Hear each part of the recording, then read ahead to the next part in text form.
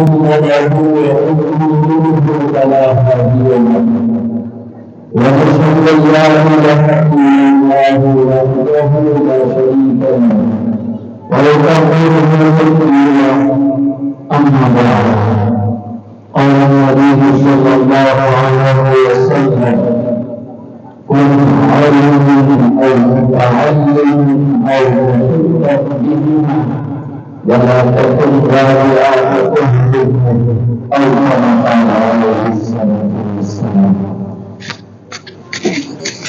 محترم سامعین اکرام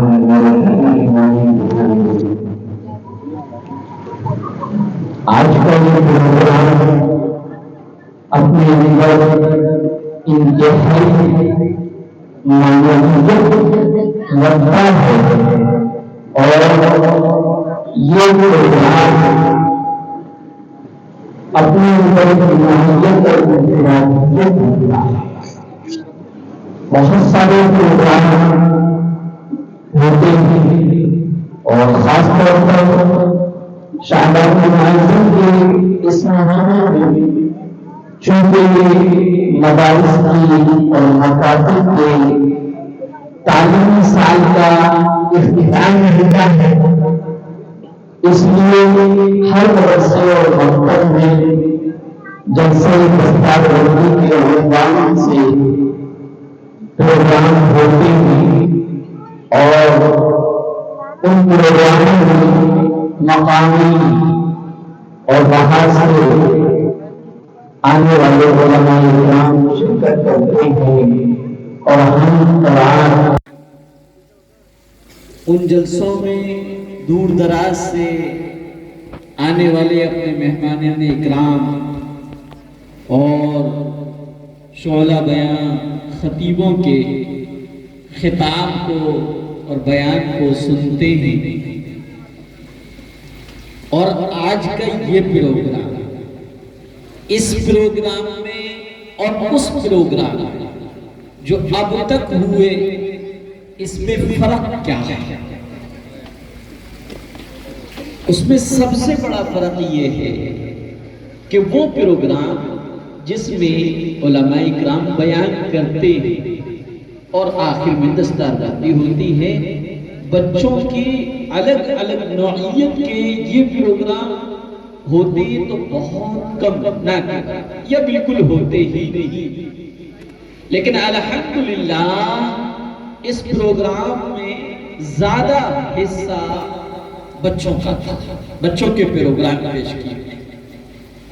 اس پروگرام سے آپ کو کیا ملا اور یہ اپنی نوعیت میں الگ کیوں ہے، مجھے یہ سمجھانا ہے.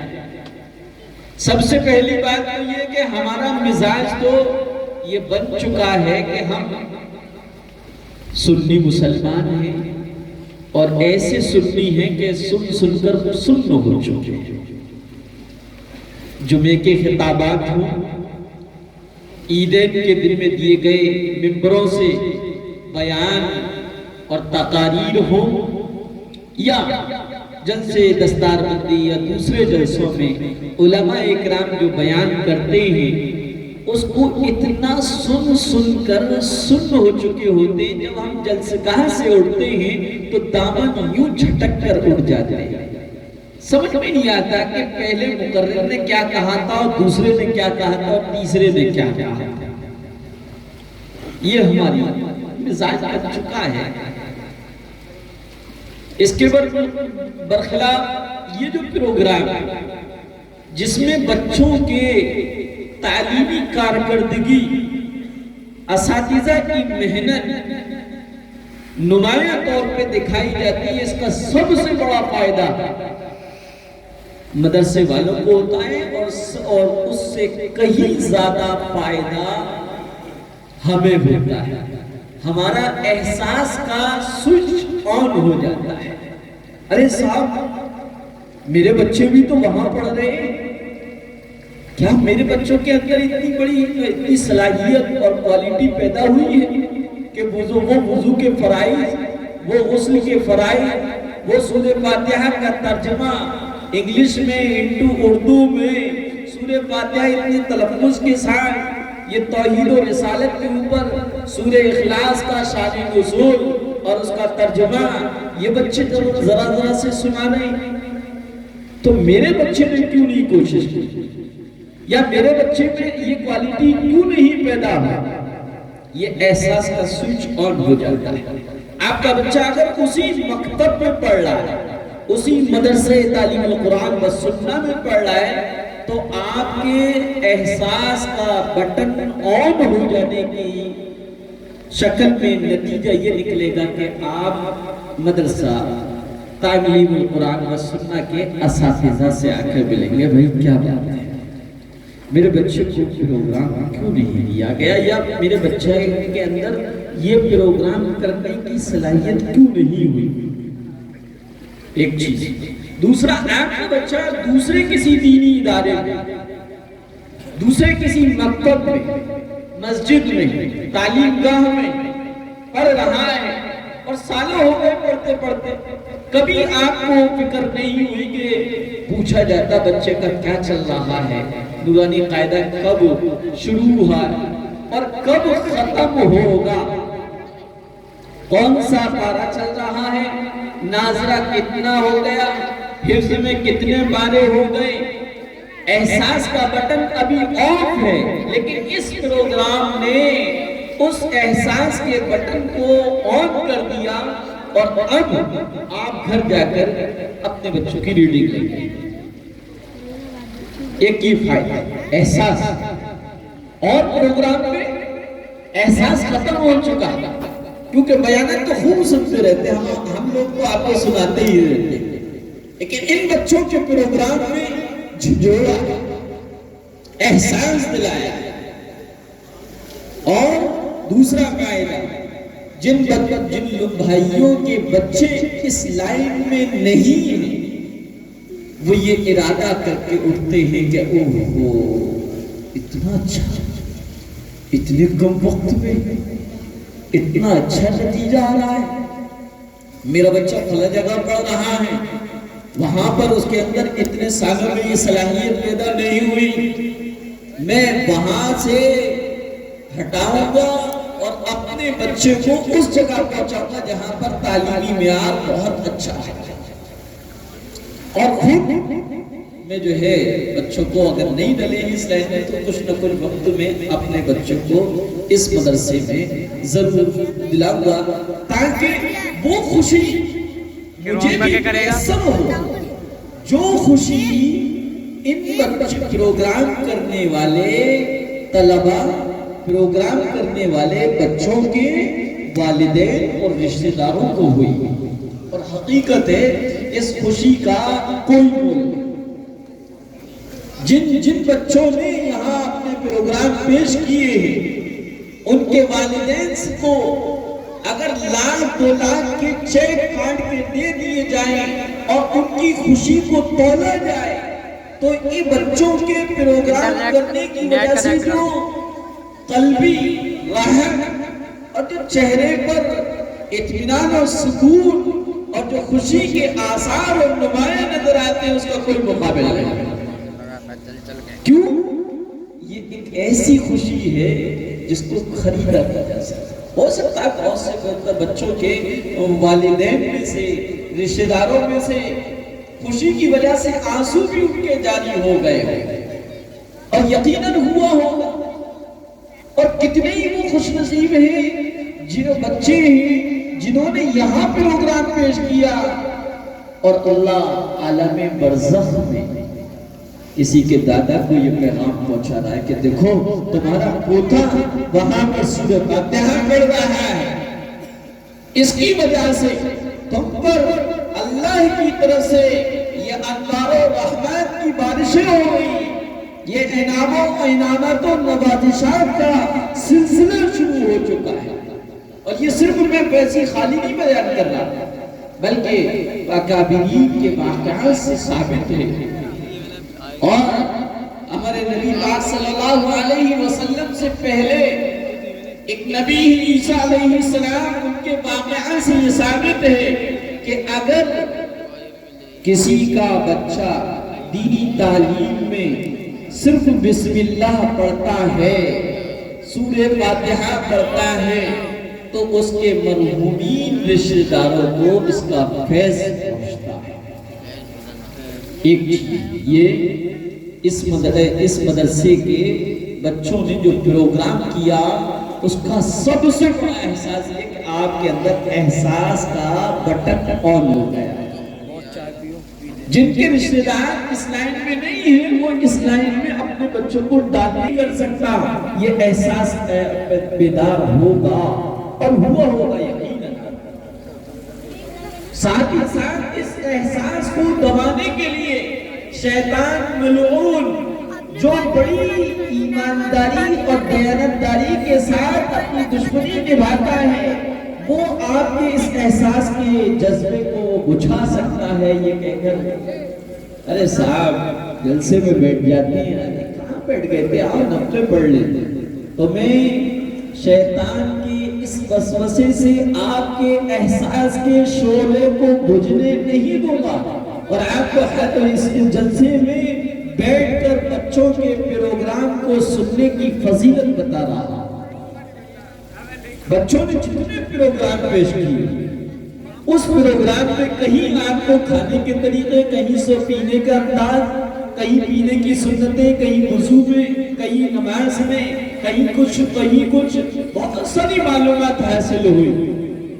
یہ معلومات حاصل ہونا ثواب کے اعتبار سے کتنے بڑے ہیں اور کتنے ذخیرے والے ہیں، میں آپ کو صرف ایک حدیث بتاتا ہوں۔ اللہ کے رسول صلی اللہ علیہ وسلم نے فرمایا علم کا ایک باب، علم کا ایک مسئلہ، دین کی ایک بات صرف جان لینا، سمجھ لینا، عمل نہیں کرنا، صرف جان لینا، صرف سمجھ لینا، یہ 1000 رکعت نفل نماز پڑھنے سے بہتر ہے۔ اس پہ عمل کرنے پر جو مسئلہ آپ نے سیکھا، جو بات یہاں سے دین کی جانی آپ نے، اس پر یہ ثواب صرف جاننے کی بنیاد پر 1000 تو پڑھ بھی نہیں پائیں گے، شیطان دور رکھتا ہے دینی پروگرام سے۔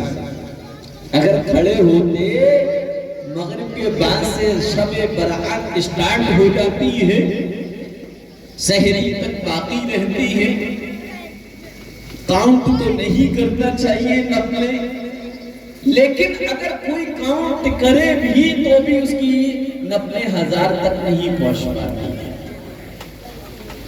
10-20 پڑھ کر ہوٹل کی طرف لے کے چلتا ہے، چائے کے نام پر، نیند کے نام پر، جو ہے ہمارے من کے چور ہمیں اللہ کے گھر سے نکال لیتے ہیں۔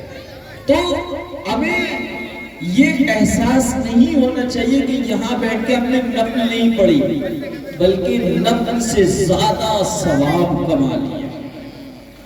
اور اس جلسے دستار بندی کے اس خوش نما جو منظر ابھی قائم ہوا ہے، یہ دنیا کا ہے۔ اللہ تعالیٰ حشر کے میدان میں اسی طرح کی دستار بندی کرائے۔ ان میں اس دستار بندی کے پروگرام میں اللہ ہم نے ابھی جو مدرسے میں 3 حافظ ہیں، میں نے مولانا سراج صاحب نے، ہمارے محترم اور مشفق و مربی جو ہیں قاری ہارون صاحب مدد اللہ العالیہ نے دستار فضیلت اپنے ہاتھوں سے بچوں کے سر پہ پگڑی باندھی ہے اور ان کو یہ اعزاز بخشا ہے کہ ہاں آج کے بعد تم جہاں چاہو، یہ ہماری دستار اس بات کا قروب ہے کہ تم حافظ قرآن ہو، اس قرآن کو تم نے سینے میں بسا لیا ہے، تم اس قرآن کریم کو پیغام کو دنیا کے کونے کونے اور چپے چپے پر پہنچا دو۔ لیکن کل جو حشر کا میدان ہوگا اس میں اللہ خود دستار کرے گا، اور حافظ قرآن کی نہیں بلکہ حافظ قرآن کے والدین اور ماں باپ کی دستار ہوگی، اور اللہ کی دستار کا نرالا منظر صرف بیان کیا جا سکتا، اور اپنی طاقت کے اور اپنی وسعت کے اندر رہتے ہوئے اپنے ٹوٹے پھوٹے الفاظوں سے ہی بیان کیا جا سکتا ہے کہ اللہ تعالیٰ حافظ قرآن کے والدین کے سروں پر ایسا قرآن اور تاج رکھے گا جس کی چمک دمک کے آگے دنیا کے چاند اور سورج کی چمک دمک پھیکی پڑ جائے. تو اللہ سے امید اچھی قائم کرنا چاہیے. اللہ تعالیٰ کہتا ہے کہ میں اپنے بندے کے گمان کے مطابق ہوتا ہوں. آج اگر ہم ان جلسے دستار بندی کے پروگرام میں شریک ہوں گے تو اللہ اپنے جلسے دستار بندی کے پروگرام میں ہمیں محروم نہیں رہنے دے گا. اس لیے اس پروگرام کا ایک فائدہ. دوسرا فائدہ اور فائدہ، جو بچے پڑھنا چاہتے ہیں لیکن کام مزدوری کی وجہ سے والدین ان کو نہیں پہنچا پاتے، یا تو ان کے اندر صلاحیت نہیں ہے، فکر نہیں ہے، وہ بچے کل صبح ضد کریں گے کہ ہمیں مدرسہ تعلیم القرآن و سنہ میں ایڈمیشن دلاؤ.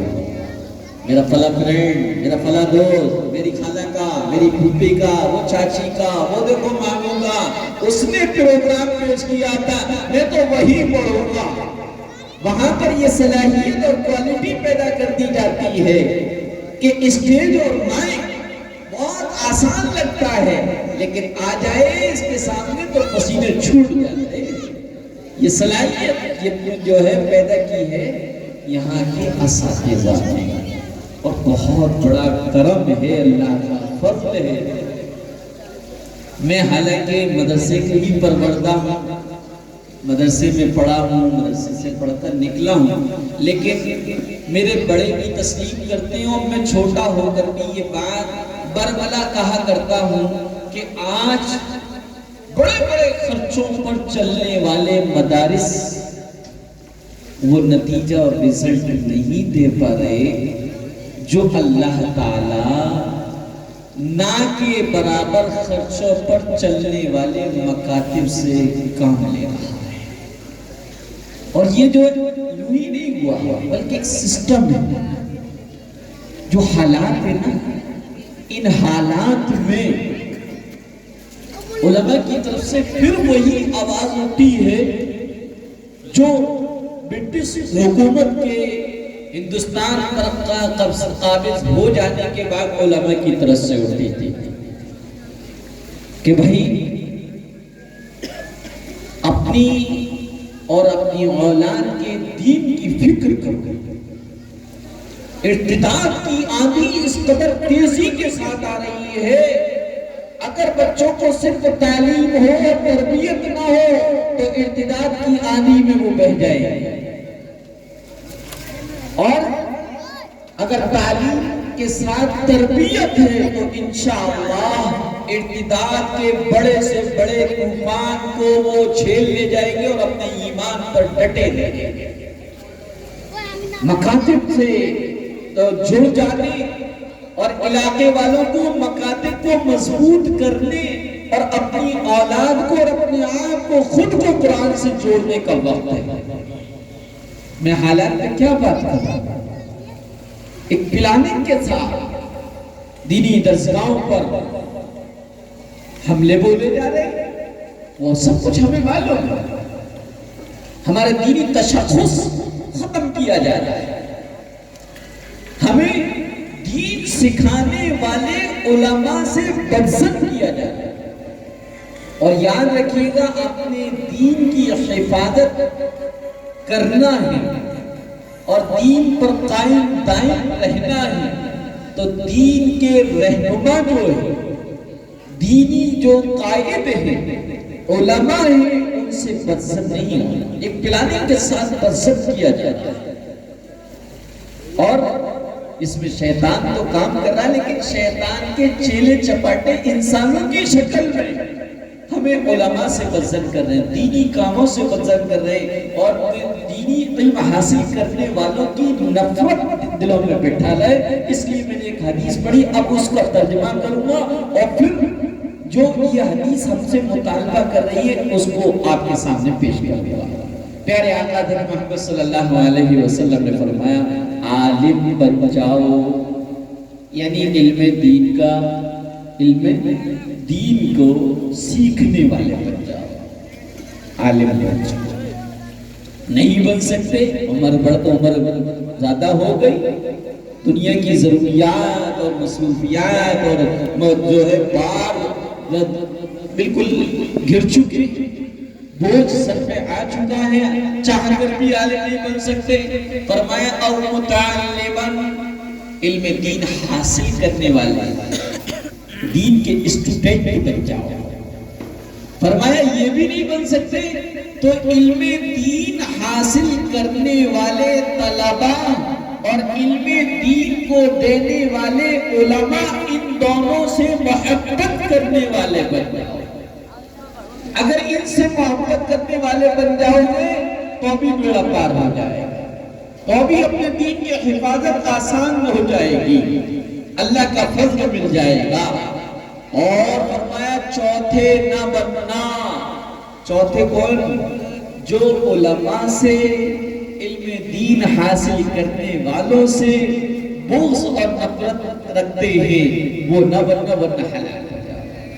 بھئی ہمارا سوال یہ ہوتا ہے کہ یہ بچے جو ہیں طلبہ بہت زیادہ شیطان ہوتے ہیں، ارے اس کی وجہ کیا ہے میں بتاؤں؟ ان کے ہمارے اور آپ کے ساتھ ایک ایک شیطان ہے، ان کے ساتھ ڈبل شیطان کی پوری پاور اور شکتی ہے، کیونکہ اس کو معلوم ہے کہ اگر ان میں سے ایک بن گیا تو یہ ایک ہزار کی آبادی کی دین کی حفاظت کرنے والا بنے گا۔ یہ ایک ہی نہیں ہے اپنے آپ میں، ایک آدمی ہے، اس لیے یہ شرارتی ہوتے ہیں۔ اس کی ہرگز وجہ یہ نہیں ہو سکتی کہ آپ ان سے نفرت کریں، آپ پوزیٹیو سوچیں کہ بھئی یہ شرارتی کیوں ہے؟ اس کی وجہ یہ ہے کہ شیطان ان کے پیچھے لگا ہوا ہے، یہ ایک ایک بستی کی ہدایت کا ذریعہ بنیں گے، یہ ایک ایک خاندان کو بنائیں گے، سنواریں گے، اور کتنوں کی ایمان کی حفاظت کریں گے، اور کتنوں کو ایمان کا احساس دلا کر ایمان پر استقامت اور ڈٹ جانے والا بنا دیں گے۔ اس لیے یہ شرارتی ہوتے ہیں، لہذا ان کو شرارتی کہہ کر ان سے نفرت نہیں کرتی، اور علماء سے نفرت نہیں کرتا۔ جو بچے حافظ ہوئے ہیں اور ہو رہے ہیں، یقیناً اس کے پیچھے یہ ہے کہ ان کے خاندان والے، ان کے بڑے علماء سے محبت رکھتے ہیں۔ اللہ علماء سے محبت کی بنیاد پر ان کے خاندانوں میں عالم اور حافظ قاری پیدا کروا دیتا ہے۔ یہ طے شدہ بات ہے، جو علماء سے بغض رکھے گا وہ اس دولت سے محروم ہو جائے گا۔ لیکن شیطان بھی احساس کراتا ہے، دیکھو ہمیں ہماری اولاد کو دینداری سے بچانا، ہم دیندار نہ بننے دیتا ہے تو یہ وسوسہ ڈالتا ہے، یار بچوں کو حافظ بنا دیں گے، بچہ عالم دین بن جائے گا تو کھائے گا کیا، کمائے گا کیا، اس کا فیوچر کیا ہوگا۔ تو ہمیں ہماری اولاد کے دیندار ہونے سے روک دیا صرف اس وسوسے سے، اور ہمیں علماء سے جڑنے پر وسوسہ یہ ڈالا، یہ علماء ان کے پاس تو موبائل بھی ہے، کپڑے بھی کتنے شاندار ہیں، کیسی گاڑیوں میں جاتے ہیں، کیسے بڑے لمبے دسترخوانوں پہ بیٹھ جاتے ہیں، ہم 50,000 روپے 1,00,000 روپے کماتے ہیں، اتنے بڑے بزنس مین ہیں، ہمارے پاس وہ سکون نہیں ہے جو ان کے پاس ہے۔ دیکھو ان کے کپڑوں کی جو ہے کلیز بھی خراب نہیں ہوتی ہے۔ تو یہاں پر آپ کو علماء سے بزد کرنے کے لیے ان کی دولت، ان کے ہدیے، ان کی خوشحالی، ان کی جو ہے سفید پوشی کو بہت زیادہ امارت کے اور شکلی نگاہ سے دیکھ کر ہم نے جو ہے علماء سے بزد ہو کر اپنے دین کو برباد کر دیا، اور بچوں کے مستقبل کی فکر کرتے ہوئے احساس دلایا، ارے بچے کیا کریں گے، کیا کمائیں گے، اس سے جو ہے دین سے دور کر دیا۔ تو اس لیے نہ ہم ادھر کے رہے نہ ادھر کے رہے، نہ خدا ملا نہ مثال صنم، نہ ہم خود دیندار بنے نہ اپنی اولاد کو دیندار بنایا۔ اس لیے اگر چاہتے کہ ہم بھی دین پر چاہے ڈٹے رہیں اور ہماری اولادیں بھی نسل والوں ان اولادوں میں اور نسل در نسل ایمان محفوظ رہے، تو اس کے لیے ہمیں اس حدیث پر آنا پڑے گا کہ ہم یا تو اپنے آپ کو علماء سے جوڑ لیں، جو لوگ یہ کام کر رہے ہیں، اس خدمات کو انجام دے رہے ہیں، آپ ان کو ان کے معاون بن جائیے، آپ ان کے ہاتھ پاؤں بن جائیے۔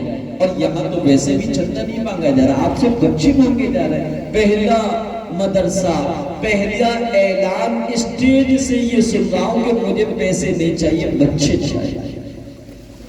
اور یہاں اس مدرسہ تعلیم قرآن و سنہ کے استاد ماسٹر ذوالفقار صاحب جیسی فکر اور تڑپ کتنی ہے کہ آپ کو یہ احساس دلا رہے ہیں کہ تعلیم کے نام پر کیسے ہمیں کلچر سے دور کیا گیا، اپنی تہذیب سے دور کیا گیا۔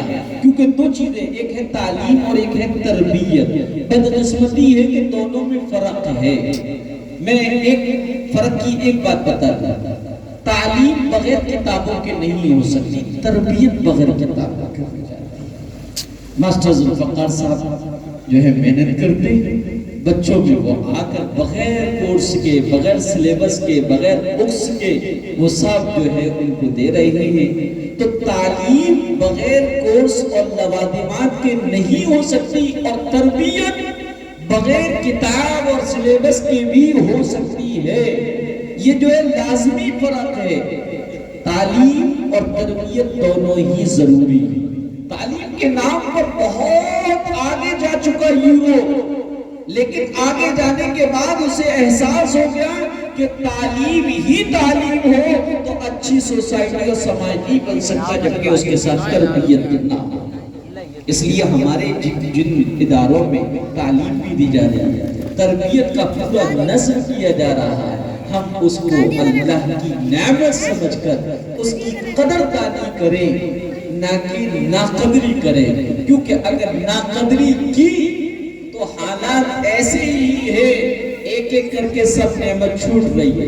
جو چیزیں ہم سے لی گئی ہیں اس کے بیک گراؤنڈ میں جائے، ہم نے اس کی ناقدری کی۔ اللہ کا یہ ازل میں قانون ہے، اور وہ اللہ نے اس کا اعلان کیا، لَإِن شَكَرْتُمْ لَأَزِيدَنَّكُمْ، اگر تم شکر کرو گے تو نعمت بڑھاؤں گا۔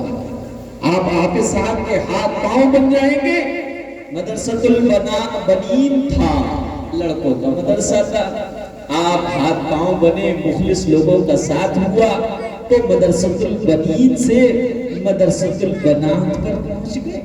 اب تک اس ادارے سے ہماری نسل کے بچے ہی فیض یاب ہو رہے تھے، اللہ تعالیٰ نے راستہ کھولا، اسباب بنائے، بچیاں بھی آ گئی۔ آپ بچیوں کا بچیوں کو بھی اس سلسلے میں بڑا ہو سکتا ہے کہ تعلیم بالغات کا بھی کوئی الگ سے نظام بن جائے، لیکن بنے گا جبکہ ہمیں اس کی قدر کرنا پڑے گا۔ ہم جو ہے اگر کہ مدد نہیں کر سکتے تو مدد نہیں مانگا جائے گا، بس آپ مخالفت بھی نہ کریں، آپ کھڑے ہو جائیں، آپ اس کو سرائیں، آپ اس کو تحسین کی نگاہ سے دیکھیں، آپ زبان سے یہ کہہ کر کے بہت اچھی بات آپ کر رہے ہیں، جہاں میری ضرورت پڑے وہ مجھے یاد کر لیجیے گا، میں آپ کے ساتھ کھڑا ہوں، بس اتنا ہی کافی ہے۔ اللہ تعالیٰ ہم سب کو عمل کی توفیق عطا فرمائے۔ وآخر دعوانا الحمدللہ۔ دعا کر لیجیے گا۔ دعا کی بناؤ، پہلے یہ کٹ کرو، یہ کٹ کرو۔